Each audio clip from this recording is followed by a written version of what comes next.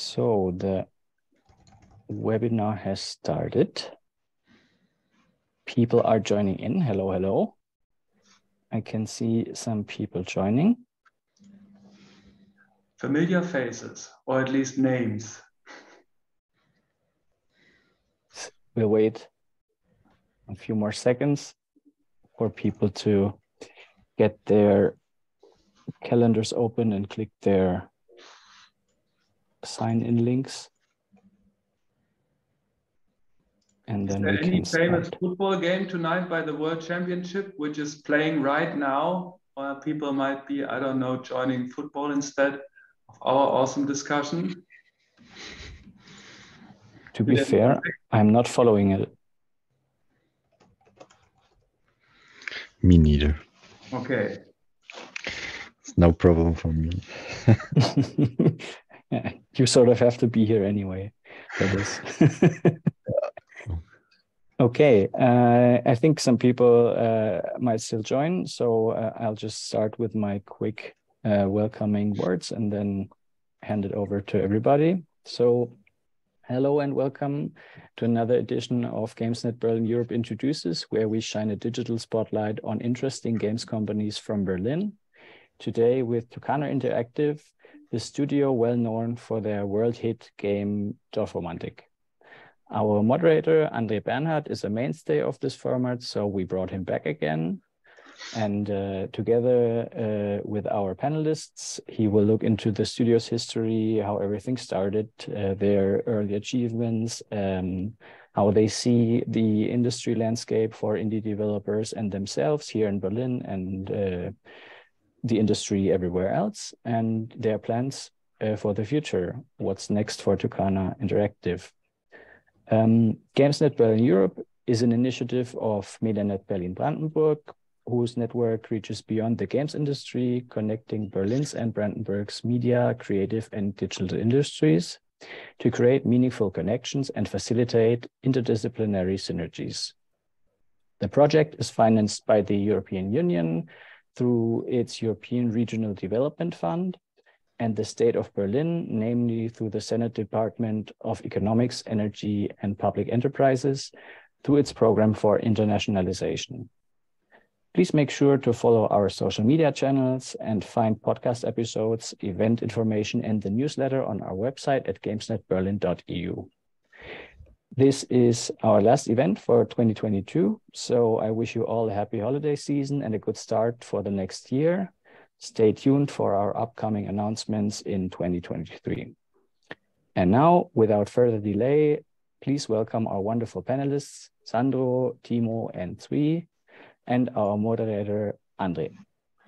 Applause, applause, applause, applause. Yeah, hello and welcome everyone. My name is André Bernhardt. I'm the IndieAdvisor and I'm happy that the MediaNet brought me back from the grave one more to have this kind of awesome discussion here with the fantastic people of Toukana Interactive. Last week we had the Deutscher Entwicklerpreis and I spent half of the evening convincing everyone to join here from the Toukana side. So we have the best all-star lineup from the team that we could imagine. But before I switch over to the complete fanboy mode, I will give the Toukana people the chance to introduce themselves. So who wants to go first? I just go by alphabetic order then. Weird being the first with S. But yeah, hello, my name is Sandro. I'm one of the 4 co-founders of Toukana Interactive, as I have my 2 fellow co-founders, 2/3 of the others with me here today. Awesome. Yeah. Hi, I'm Timo. I'm also co-founder, as Sandro said, and I'm mostly doing game design and programming at Toukana. Yeah. And hi, I'm Zvi. I'm also one of the co-founders, and I also do some game design, but mostly I'm focused on tech art and marketing. Awesome, great. And did I get it right? There are 4 founders actually. Who's founder number 4 that are missed out somehow to join here then? That's Luca. Okay. Yeah. Yeah, he's holding the line at the project right now. No. It's a dirty job, but someone has to do it. And as there are not so many visitors here at the moment yet, we can give a big shout out to Mechthild, Daniel, Dave, Maximilian, Richard. Great to have you all here and join our little conversation so far. Yeah, before we start, switch over to the question mode as well, we should take a short look because there might be still people outside somewhere in the world who don't know what Dorfromantik is about or how it looks or how it plays. And for those who already seen a lot of trailers, we decided to show the Switch trailer today because the Switch version is not that old. It just got released, correct me, 29th of September, if I remember it fine. Okay, Florian, now it's your time from the off to push the magic button and start the trailer. Looks like it's working.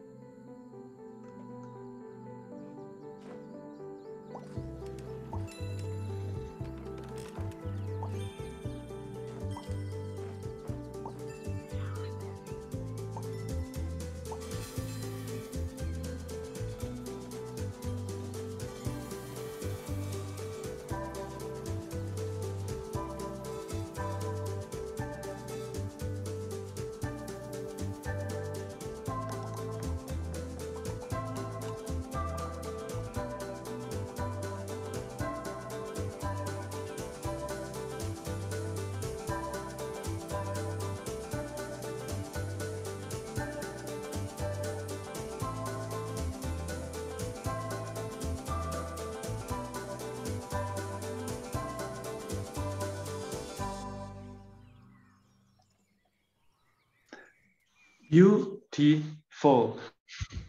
Well, looking at the trailer, that I come up with another 100 questions that I would love to ask, but I just want to make sure that also we include the audience within our little discussion or interview here. So if you have questions within the audience, make sure to use the question answer module of Zoom itself. And we will take a look whether we come back to the questions at the end of our conversation, or let's see whether it fits in somewhere in between next to my question. Okay, so the good thing is with all these interviews, I have the opportunity that I got the undivided attention of these developers and can ask all the questions that I always wanted to ask to Toukana, but always missed out in the conversations that we had before. And one of the first thing is, you were all founded, or you found yourself or found the company, or let's rewind.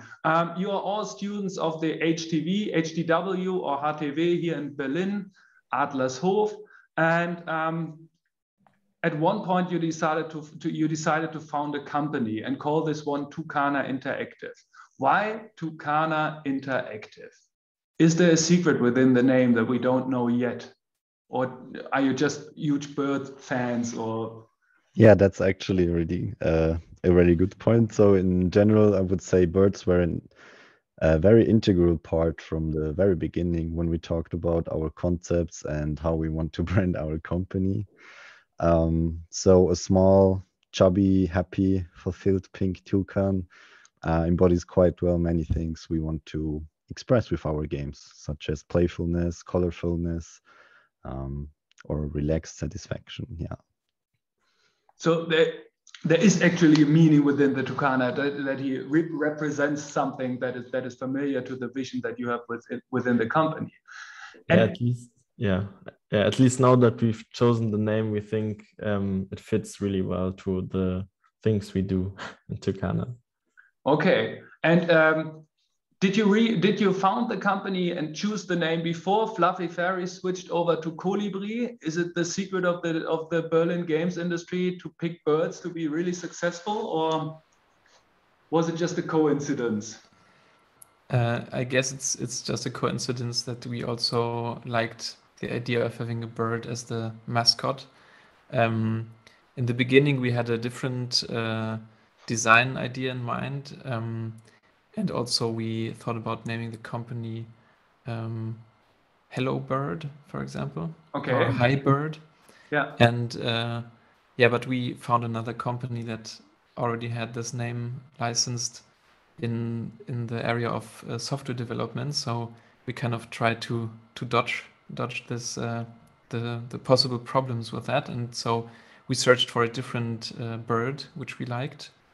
And then yeah, we kind of found the toucan, and making Toukana out of it was a step which we thought sounds friendly, ends with an A, so it's like Toukana, it's very Yeah.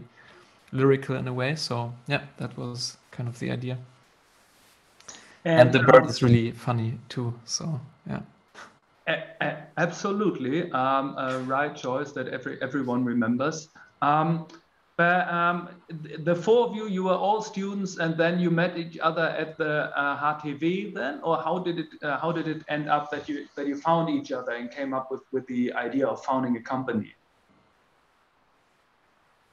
Maybe I can start and then I can hand it over. So we all studied game design in a bachelor program at the HTW, or University for Applied Science it is in English, where you can study game design on a governmental Hochschule, University for Applied Science. And that's where we all met each other, and also where the common shared philosophy, or partially of it, how we want to do games and about our game design evolved. Because the bachelor thesis at the HTW, there is quite a focus on a practical theory. So we develop a lot of games during our study time, which gives us a good idea how to work together in teams, how to do different projects, also maybe to take different roles during different projects. So that's where I would say, initially learned a lot of hard and soft skills, how to make games. And yeah, maybe one of you guys can continue what you do now. Yeah, basically after we all finished our bachelors, all of us took some time off to try out different things, like work at different companies. But we all still had this indie development idea in mind, and decided at one point when the master's program of HTW was announced that would be the perfect opportunity for us all to come together again and try again, basically, to found our own company. So our pitch, or our application for the master's program, was that we wanted to figure out a way for us in a small team to make games in a short time. So and even way before we started, or before we applied, we had many meetings with the four of us where we just discussed about how we want to work and what our scope of projects should be. And then we founded our company even before we had decided what game exactly it will be. Sandro mentioned that the practical part is very important at the HTW. So was it also necessary that you come together as a company somehow to start with the master thesis, or was it also like, this was optional? I mean, did you decide on it's necessary, we need to build up something that we can join together then and be part of the program, of the master program? So the master's program for game design is kind of implemented to help people continue with their projects, or maybe even start a new project, but to kind of have like a foundation for a long-term project. Okay. So you kind of apply with a certain plan in mind. Yeah. And then some teams form afterwards, and some teams already apply as a team. Okay. And we chose that path. So we applied with a plan of creating our own indie company and working on a first project together for about a year, and then doing the master's degree, and then continuing and making more games. Yeah. Okay. And this first project was, or is, Dorfromantik, and as you might have seen, it took longer than 1 year in a way, because we released it after 1 year into early access, but that was so successful for us, so surprising, that we then of course had to continue with it and continue working on it. And Yeah. so yeah, we have already handed in the master's thesis, but we have not yet actually finished the master's degree. What? It's not. Okay, but it will happen. So I mean, is a plan anytime in the future to be finished then? Yes, definitely. Fingers crossed. But I mean, the good thing is that you already proven, like by your work, that you're able to fulfill on a vision. So I wonder that it won't take that long until you finally got this also written on a paper.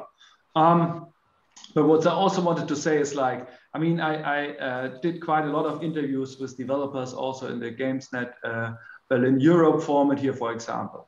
And I can say there was never a developer who told me, yeah, the project was planned for 1 year or 2 years and we finished in half of the time. Usually everyone is like taking additional time. So that's somehow deeply involved in the process of making games, that it always takes longer. But the good thing is for you, I mean, you released into early access, and then how much time did the game spend in early access? Oh no, let's rewind a bit more to still more like in a chronicle order. When did you came up with the idea of Dorfromantik itself? I mean, I understood for the company it was important to have this process of or you agreed all on some kind of a mission statement, what the company should do as kind of a games. And how did the process then end up by saying, let's do Dorfromantik? Was it more like a eureka moment where one of you said, like, it needs to be exactly like this? Or were you all sitting together and looking like our niches and, yeah, we need to do wholesome games are taking off. How could this look like without any enemies? And yeah, tell us a bit more about the inspirational process that in the end delivered Dorfromantik. Yeah, so we didn't do market research before we came up with Dorfromantik, at least initially. Instead, after the master's program started and we were all together at one place, we gave us 1 month to find the idea for our first game. So we spent 1 month basically making small prototypes. And we went for a really analytical approach where we just made small prototypes in 2 or 3 days and then left it on the side, made the next one. And after we had completed around 10 prototypes, we just looked at them all and decided which one had the most potential in different aspects, basically. And Dorfromantik in particular came up at the Ludum Dare Game Jam, which fell in the same time frame. So we just participated because we wanted to do prototypes anyway. And all our prototypes also really went in different directions. So it wasn't clear from the get-go that we wanted to make a building game. We were really open-minded for all kinds of games. But of course, all of us have some tendencies of what kind of games we like, and especially this peaceful gameplay and relaxed gameplay. I think that's, or also the minimalistic approach that we try to reduce a game to its core. That's the one thing that we all share. And yeah, that's how the first prototype came to be of Dorfromantik. And when did you attach the label of Dorfromantik to it? Was that the working title already in the beginning, or? Yeah, it was. Yeah, it's kind of funny. It was more like a fast idea because it felt fitting for the prototype. And then afterwards we thought about different names, but in the end we decided it hits the nail on its head. And it's a German name, which is a little bit unique, maybe. Also, if you consider international audiences. And yeah, so we kind of decided to stick with it. And there were also some people telling us, yeah, you know, guys, game is quite nice, but maybe the name doesn't work internationally. You should change it. Yeah. And we were like, nah, it will be fine because the name is not that difficult to pronounce. And we thought of words like kindergarten or Zeitgeist, which are also established in English. Yeah. And so yeah, we kind of had the gut feeling of the name being a fitting name and it might work well. And yeah, luckily it did. Okay. Yeah, at first we used the word Dorfromantik just internally to describe on the set, like to share our ideas of what the setting should be. That's why it also fits so well, because the word was there before we even had the setting, basically. And that was the word that we all instantly had an image in mind of how the game would look like in the end. And that's why I think it fits so well. Yeah. It's also something that works quite well for the press right now. So a lot of articles and statements, or a lot of them start with, yeah, the word Dorfromantik, but here is what it means and the feeling, because there is like no literal translation to English, and then they transition into the gameplay. So that's also a good fit. And when you visit international conferences and events, does the name get butchered very often, or is it? I don't know. I mean, for us, it's easy that we think it must sound something like Dorfromantik. But what are the people abroad saying? Do they get it that it's like kindergarten or? Yeah, it actually works quite well. I think it's one of these German words the English-speaking audience, they like to say and pronounce. Also, even if they don't really know what it is about, so then they maybe can think, okay, romantic, okay, not kill or whatever, or something weird. And like the worst case misunderstanding would be, I heard like dwarf romantic, so like, yeah, okay, it doesn't that bad, right? Also kind of fits. Yeah. See some DLC in the future called Dorfromantik, but let's see. Or maybe you need to reach out to the Dwarf Fortress people to see whether there is any opportunity over there. Mentioned that it's actually Sandro, a nice twist that it has this marketing hook involved into the name itself, because it gives journalists the opportunity to just start to intro their article with mentioning that it's like the history of the German word itself. I mean, how important was the marketing aspect for you when you're designing the game? I mean, nowadays, so many games being released, and it's getting more and more difficult to make sure that you get some attention for your title. And that's why I also asked, like, how was it regarding the market research? Did you focus on finding a niche and then fulfill on this niche what people are looking for? Was there some kind of marketing hooks that were built into the gameplay itself or into the development process of the game? Well, in a sense, we started out with a certain core pillars for the game, or the games we wanted to make, so the prototypes in this case. Yeah. And one of them definitely was that it's very easy to understand what the game will be about, so that you look at a screenshot or maybe at the trailer and you already get a certain idea of the vibe of the gameplay, of what you actually do in it, how it feels to play. And so, yeah, we thought about marketing early on, and also always had the marketability in mind of the prototypes we made. So, yeah, it's a very important thing for us. Something that was a little bit surprising, though, was how many people contacted us after putting out the prototype, that the game is super relaxing for them and helps them to unwind. Yeah. And we knew, of course, that the game has a very meditative feel and is a very chill experience, but that this use case of relaxing with the game was a certain marketable aspect, was then obvious to us, and so it definitely influenced the further development, but also how we marketed the game. Yeah, sorry, Sandro, go ahead.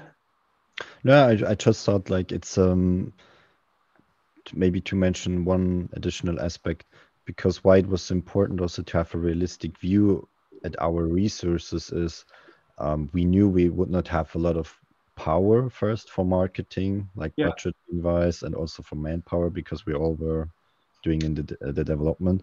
So this is like one of the things we try to use, as Zvi said, so that we have shareable material from an early point on. So if you see a screenshot of Dorfromantik, for example, you would not assign it probably to a very narrative based game or an action heavy loaded game, because you already get that combination. Now maybe it's looks like puzzle or strategy game, or it reminds me of a board game. So that reduces the costs of the need to explain that, right? Because if people scroll, or it's very quick and they can inherit certain parts of the game in the first few seconds without we need to tell them, hey, it's a strategy game about blah, blah, blah, because it's like visible in an image or in a short animation, then that's very good if you don't have a lot of money for marketing or people doing it, right? So that was one of these aspects why we thought about it, how we did. But we very well knew that marketing is very important in our industry, especially as an indie dev. So the very first position we hired was help in marketing, so that's somebody who could help us doing marketing, like sign us up on events, Steam events, or stuff like this.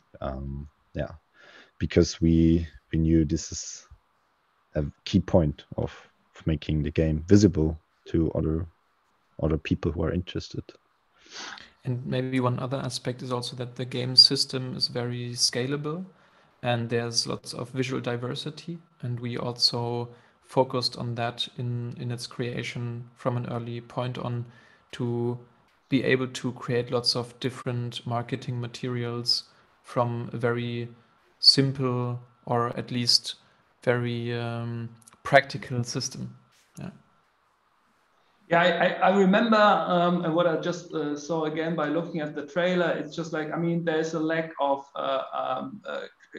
creatures or avatars or whatever. You know, usually it's this it's the main protagonist that you see on every screenshot as a core asset or something, as the core visual. And for you, it's just like some buildings. And I mean, the windmill that sticks with the people, and you also had it as some kind of 3D model at your showcase at Gamescom, at the Indie Arena booth, for example. Did you have the idea of also like integrating in or making sure that you have some core visuals that people are always going to connect to the game? Yeah, very well. Especially what you just mentioned. So the windmill was it's like a key art for us for Dorfromantik, which we mainly used as you perfectly summarized it, to have a key identical point where you're like, oh yeah, that's Dorfromantik. Yeah. And then also, of course, the colors, the combination of colors on the key art is something that we use a lot. And yeah, it's very wiedererkennungsmäßig. I don't know. High recognition value. Yeah, it has a high recognition value. Thanks, Sandro. Exactly. Yeah, very recognizable. Yeah, recognizable. I mean, the marketing aspect itself, I mean, it's part of the games industry since the beginning. I would say that it's necessary to promote your games and everything. But usually in the good old days, somehow it was just like it's the publisher's turf. The developer makes the game, you hand it over to the publisher, he does the marketing, and then everyone is happy. When you said like, okay, from early on, you thought like it's difficult to make a game and release a game and be successful with it, be successful with it. Did you then or did you never came up with the idea of no, publishing is now not our main turf? We were looking for a publisher who will do this for us, or did you thought like, no, we don't need any publisher for it, as we can do everything by ourselves, even better? Yeah, I think there are different factors to this.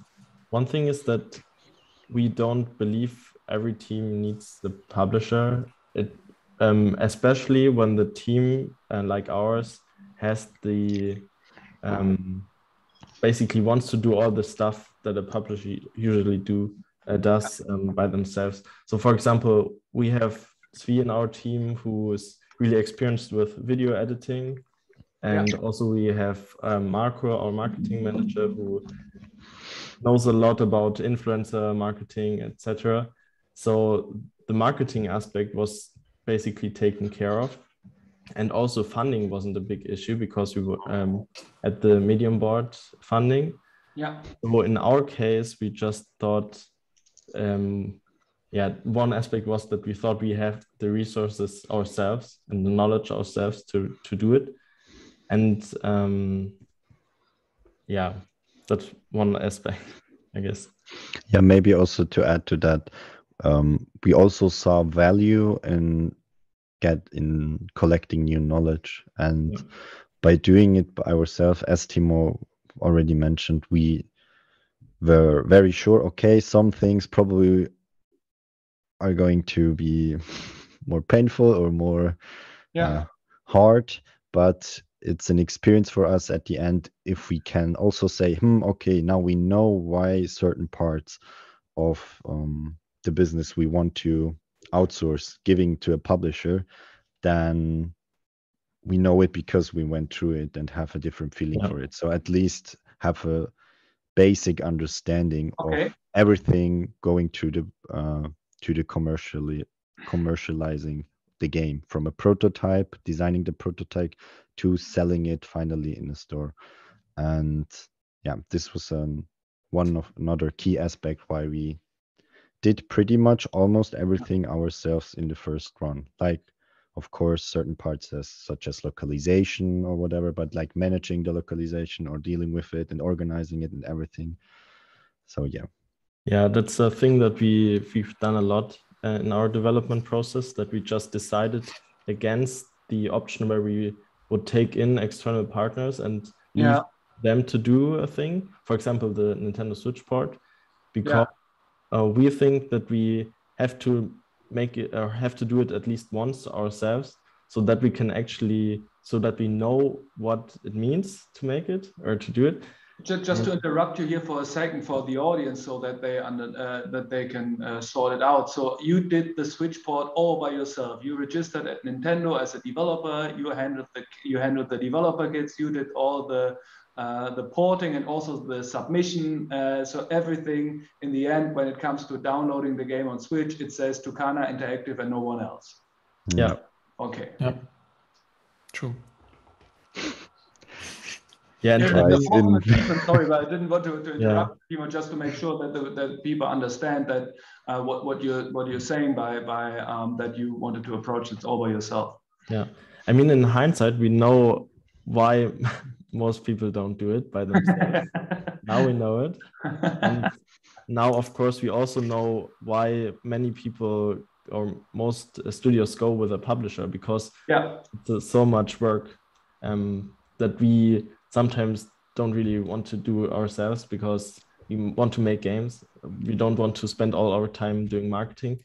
But that's things that we learn, just how much effort it is and how much time goes into it. Yeah. Okay, but it also gives you the opportunity to get a better feeling of how much should the effort of a publisher be worth. What's the cut that you should take for? Exactly.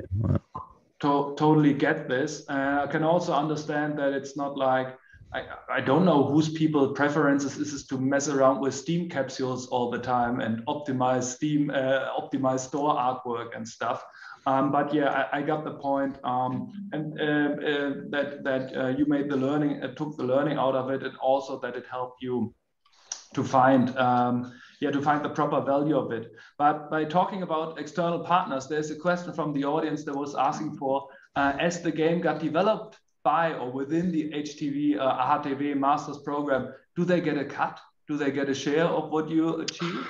No, the university actually proactively gives up all the rights to the students, so that for to commercialize the game, that there are no boundaries. Like the students have all the options open to them. Wow, okay, pretty Which nice. is not the use case, the common use case, right? That's really an exception, which we are also very grateful for. And we can recommend doing it there, definitely, because of course we can use lots of infrastructure there, and we have lots of like a knowledge pool in a way from all the other students. Yeah. And yeah, pretty good. Before we come back to this and talk a little about the Beehive, let's go back one more time to the marketing aspect once more, because you mentioned like, okay, you understood or you had an idea of what would be the right marketing approach, and you got in someone early, and you decided against the publisher. But very often it's just like, you know what you have to do and what you want to do, but you lack the marketing funds to spend money on doing the stuff that you want to do. And I mean, also by to get back to this on as well, you got the money from the Medium Board. The Medium Board money has to be used or wanted to be used by you for yourself for the development itself. I mean, in the end, you did the marketing with the money that came in from the early access then, or how did this work out? Yeah, we actually didn't spend a lot of money for marketing. We spent a lot of time for marketing, but not really that much money. So it was more like the effort that we put into marketing and setting up our systems to write mails, etc. That's how most of the marketing in the early stages worked for us.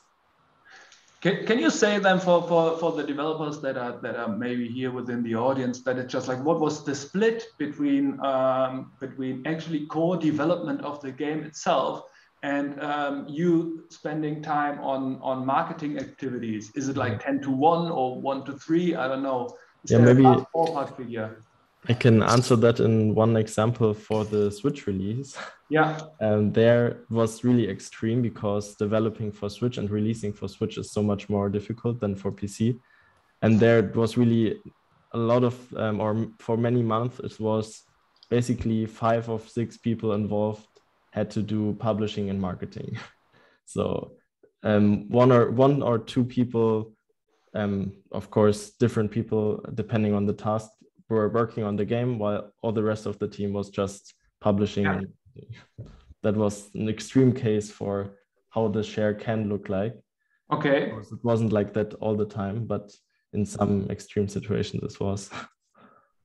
Yeah, so maybe to answer the question for the normal development, also like before Switch, I would say it was really phase dependent. So in the period directly before the early access release, of course, we ramped up the time we focused on marketing. And so more people of the team were involved in that.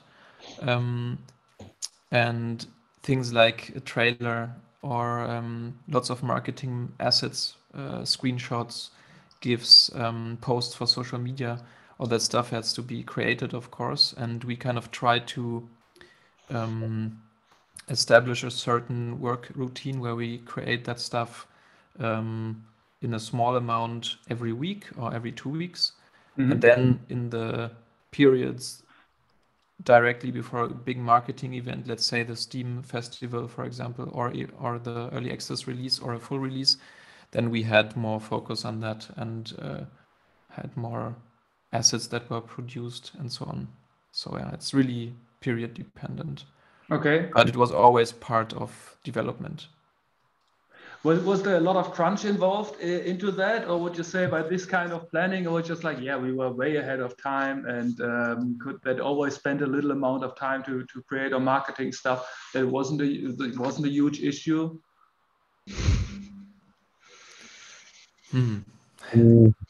Well, in general, we try not to do any crunch. Yeah. But and we try to plan ahead, usually for quite some time and plan in nearly a third of additional time for things usually. Yeah. But yeah, especially shortly before big releases, of course, things can get stressful and then we put in more time. But I would say that we did not have as extreme crunch periods as we might have had in student projects before, I would say. Not sure what the others think about that, but that's how I feel about it, at least. Yeah, I mean it's a good and also I think important point. So, for example, I did a project together with Timo before Toukana, where we also had the option to go through this process from a prototype to a final game. It was with an VR game where we won a newcomer category in DCP and had a bit of financial budget to go to median board, learn how to get regional funding, and by that go further and commercialize the game. And a lot of, I would say, the success there came because we worked a lot, like many days in the weeks and too many hours, while still somehow studying. Sometimes more, sometimes less because of this. And at the end, we kind of got the harsh reality or an eye-opening moment, at least for me, was okay, if we really want to take our job serious and do this like for a long term, this is not an option like to continue like this, because we're still young. We probably could do it for a few more years, but we certainly would burn out, or maybe were close to a burnout at that time. So we knew this is one of the topics that is really important to us when we did the concept of our company with Toukana. And one of the key points we, for example, implemented to kind of prevent that is 6-hour working days, which which was an approach to do the whole concept and the whole project, as we also did Dorfromantik. In hindsight, I would say, and I just asked this my team what they think what the ratio is. So I said I would say we actually managed to do that for maybe around 75% of the time during these 2 years now. And these 25% where that did not work was certainly before releases. So there is still room to improvement, but in general, I think this is one of the things that worked pretty well and proved that it is doable. And also, it's like one of the things that I think we can be quite proud of, because because it's an ongoing challenge to do. It's really difficult balancing one's perfectionist drive and having a healthy work-life balance. This is like an ongoing process that we constantly try to improve. That we are very aware of, and we think is really important. Absolutely. And maybe to add to this, just a small thing. Something we try to do is we kind of try to establish the correct environment for us to actually be able to do this in this way. So, for example, you hear lots of indie devs have a side job, right? So you can't focus 100% on your main project or the game project, for example. And we are in the lucky or privileged situation now that, and also during the development for Dorfromantik, that we could focus 100% on our project. But of course, we also tried to establish the correct environment for that. So we looked for funding, we looked for the correct infrastructure, which we found in our master's degree program. So as a tip or as a recommendation, I would say something like 6-hour working days or even 8-hour working days in game dev for a long time without harsh crunch periods is only possible if you can focus a lot on your main project without having to split your attention, right? That is, I mean, that honors you, and it's an early insight within your career to say like, okay, it's important that it's a long-term game that you have to play, that you want to play for a long time, and make sure that this one is one of the core pillars. That it's not that crunching can't be, and even overworking then somehow can't be sustainable for the business itself. And it also gives some kind of, I mean. Proves to the rest of the world that there is possibility and opportunity in reducing like the workforce and thinking about like proper work-life balance. I mean, in the end, game development or the management of making a game is also about managing planning the unexpected, because I can imagine like there is this opportunity when you go to a showcase, when you have this big meeting, when you need the whatever asset to be available there, then you need to come up with the proper version or the asset itself. Yeah, I guess we all agree on that crunch is not a good thing, that it's sometimes necessary, but even making this proactive step of saying like we're reducing, not in hindsight, but before the workforce to something shorter. It's a very good thing from my point of view. How you mentioned before that like you used this kind of you used your I wouldn't say alumni, but the other students at the HTW more often, like if you want to ping pong questions forth and back, if I got this right. I mean, could you briefly say like how important is the part of DHive, or what is the DHive itself, and how important was it for the development process and the outcome of Dorfromantik itself? Yeah, so DHive is basically the institute where the university program is a part of. So it's education, but it's also like, yeah, research, and then also this incubator program that we are part of. So they have different pillars which are really tightly connected as well. Since we have been part of the incubator since the beginning of our master's degree, and because of that we have an office space that we can use, and we have hardware that we can use, and we're also, of course, we have access to the network of students, and also, of course, the teachers and professors who can give us feedback. And yeah, that has a value in different shapes. And one part is that it has, of course, the financial value that usually we would have to pay rent for an office space. We have to pay for hardware and for the infrastructure, etc. But what's even more important is being part of this creative network of people around us who all have similar problems with their game projects or have different ideas. And we use that a lot just to communicate and get ideas and help each other out. So I would say those are the two big things. Yeah. And we're really glad that we can be part of that. Of course, now we can also transfer the knowledge that we learned to the others as well.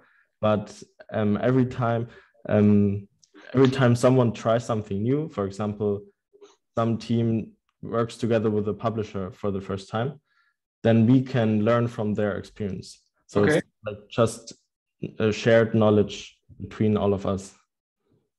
Yeah.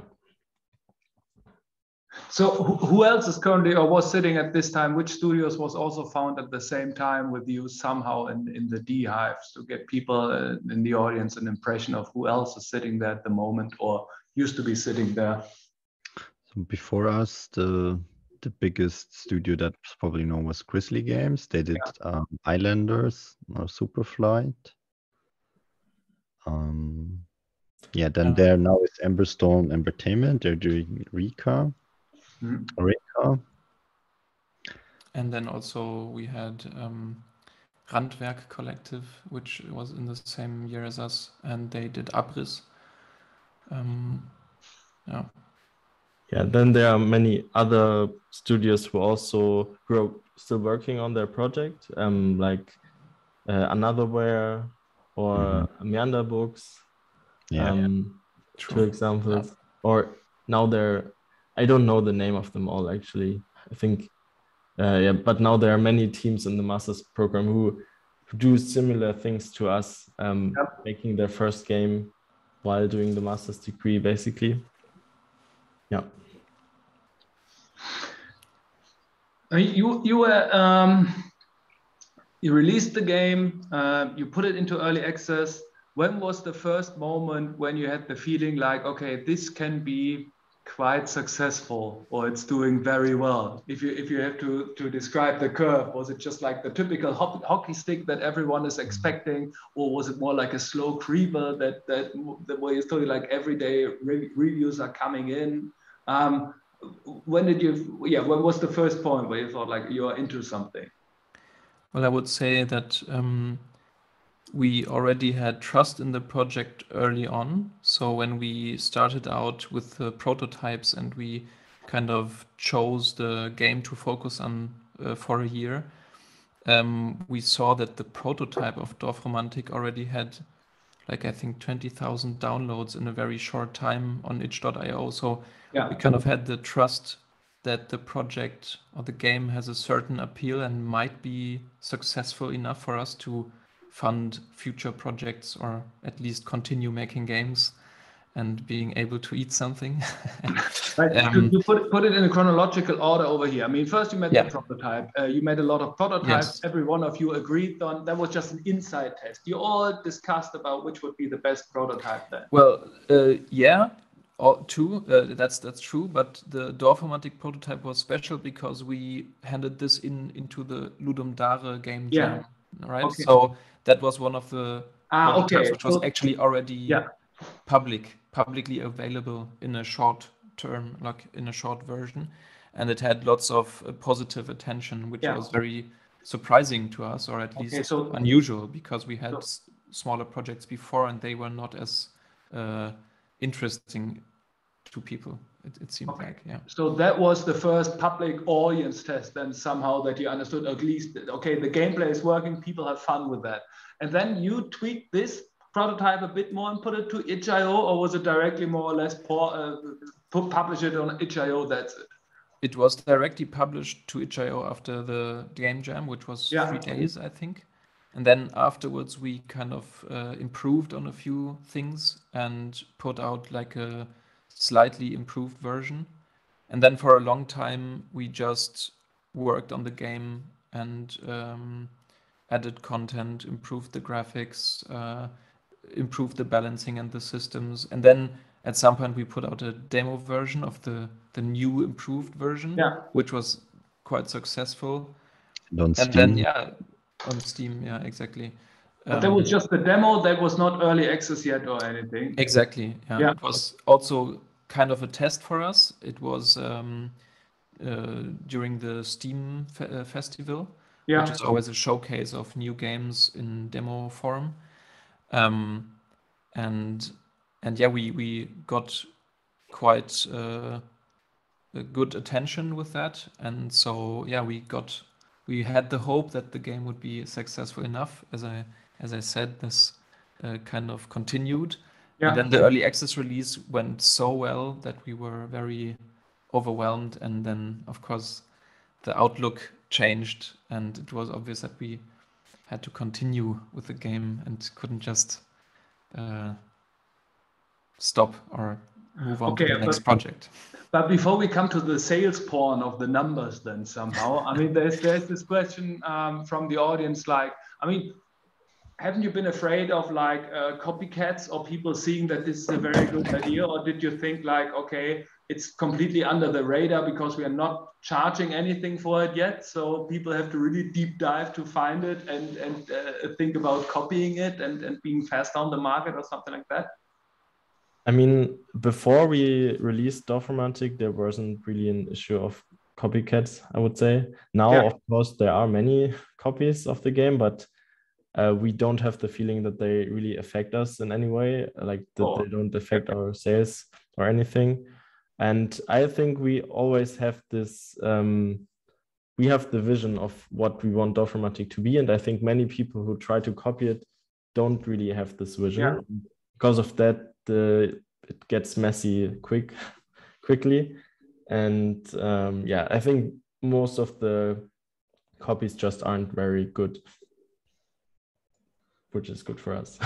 Yeah, definitely. But I mean, okay, but I take this at like, okay, what makes you special is like, you know that you would be the best on executing the vision that you had, so you don't have to be afraid on the copies that could be upcoming within the development process.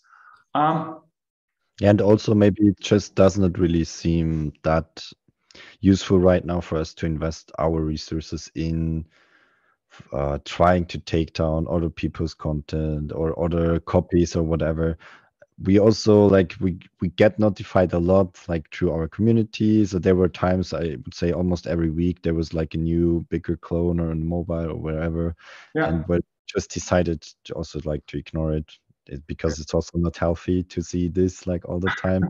We also like once or twice where we're like, okay, that's pretty rough, where people like maybe copied one-on-one assets out of the game and like in their games. So we just asked our lawyer what the process would be, but also then it would be just such a hassle, like especially if the other company is not in Germany or not in EU. So yeah, we just decided to use our resources for more positive stuff right now than trying to run behind people who try to copy or steal or whatever. Yeah. So And then just a short thing, and also Dorfromantik now has such a good penetration of the media, or at least of the gaming community, that I would say that many people already have this association with, this game looks a bit like Dorfromantik, or it seems to be a clone. And of course, that's not necessarily then a problem for us, because the association is it's with more our game, right? than to the original than all the Exactly. time. Yeah.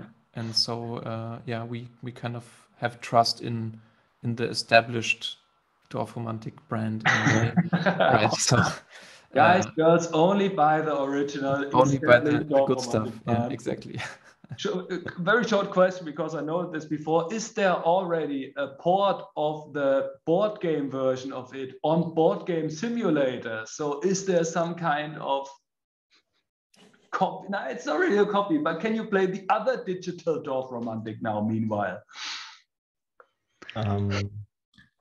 No, I don't think so. I think there is some digital version, but it's only used for events, right? Yeah, there is one on Diced, I think it's called, where you have a digital interactive mini game where you learn how to play the board game version of Dorfromantik right now, but it's not really the full board game. And for certain events, the board game industry uses these digital type or versions of their game to showcase it to other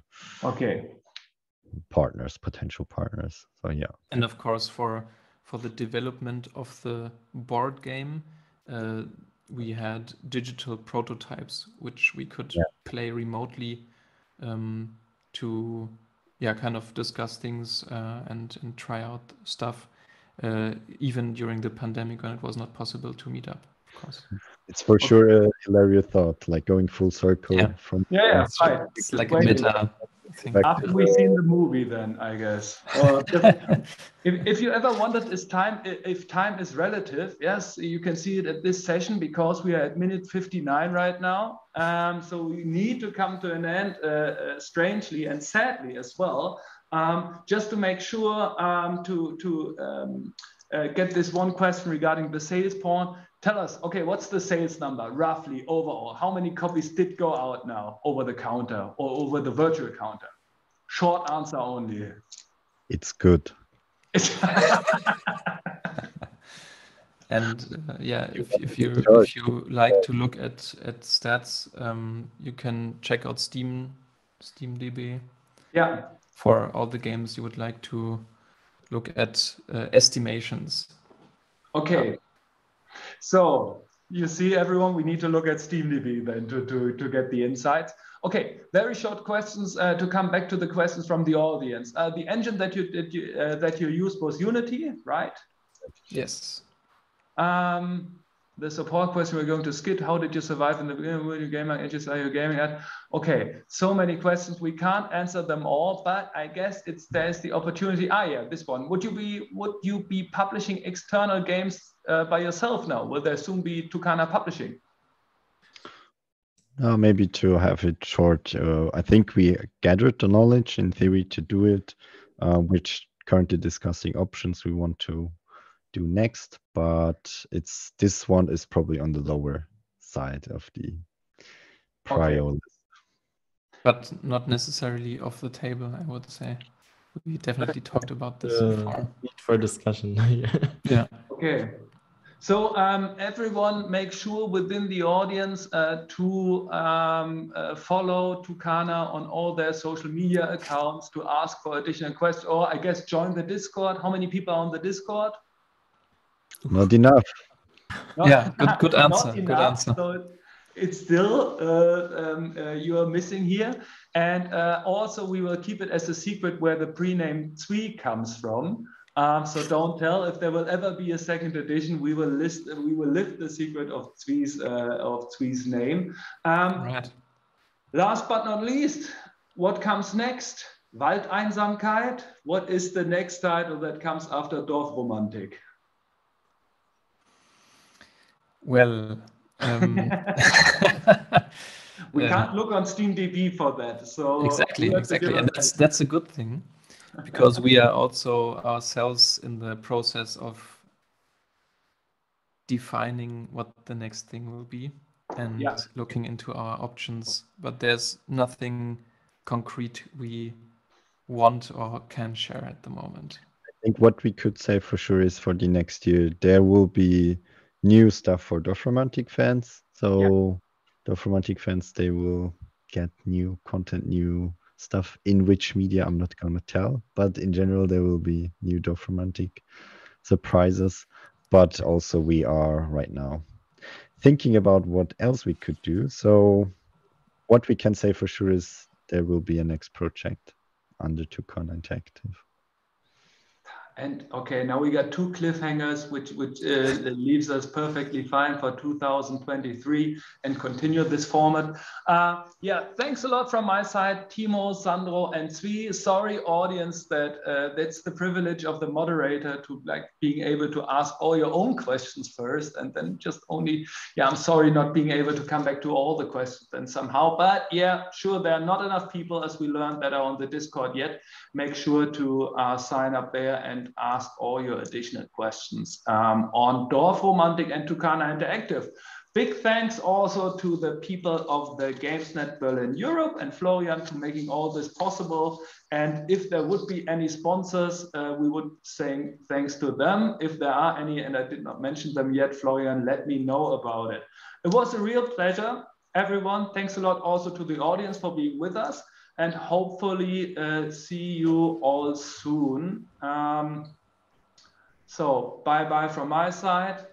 Now it's time to say bye the Toukanas. And then hopefully there will be we get reunited somewhere. Yes, for sure. Thank you from all of us for having us, and Happy New Year soon.